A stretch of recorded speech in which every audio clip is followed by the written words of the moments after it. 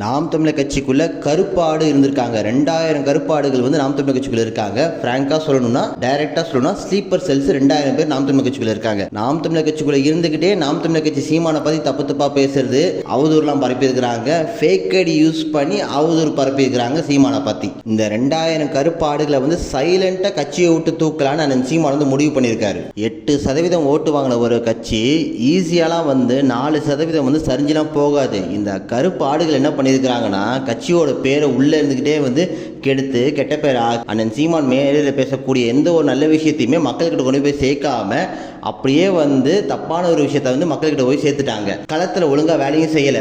சீமான் அவர்கள் ஒரு வேட்பாளர் நிறுத்தினாங்கன்னா அந்த இடத்துல அவங்க வேலை செய்யணும். அந்த இடத்துல வேலை தான் செய்யலை. அதுக்கு பதிலாக எதிர்கட்சி இருக்கிறவங்க கிட்ட போய் வேலை செய்யறது, அவங்க கிட்ட வேற மாதிரி பேசி ஏதாவது பிளான் பண்ணுறது, இந்த மாதிரி வேலையை தான் இவங்க பார்த்துருக்காங்க. வர ஜூன் மாதம் சீமான் அவர்கள் ஒவ்வொரு தொகுதிக்கும் போக போகிறாரு. கடைக்கோடியில் இருக்கக்கூடிய ஒவ்வொரு தம்பிகளையும் கூப்பிட்டு என்ன பிரச்சனை இருக்குது இந்த தொகுதியில், என்ன நான் செய்யணும், என்ன எதிர்பார்க்குறீங்க, நம்ம அடுத்த கட்ட திட்டம் என்ன, சீமான் 2.0 வந்து ஆரம்பிக்க போகிறார் அண்ணன் சீமான். இந்த மாதிரி கருப்பாடுகளை வச்சு கட்சி நடத்த முடியாது. தொடர் தோல்வியை தான் சந்திச்சு ஆகணும். எவ்வளோதான் கஷ்டப்பட்டு இவங்க களத்தில் உழைச்சாலும் அந்த வெற்றி இவங்களுக்கு கிடைக்காது. தொடர் தோல்வி தான் நாம் தமிழர் கட்சி கிடைக்கும். அதனால தான் சீமான் ரொம்ப தெளிவாக முடிவு எடுத்திருக்காரு.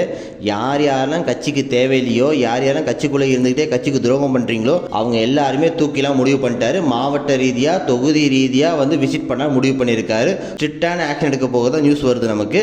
நன்றி, வணக்கம்.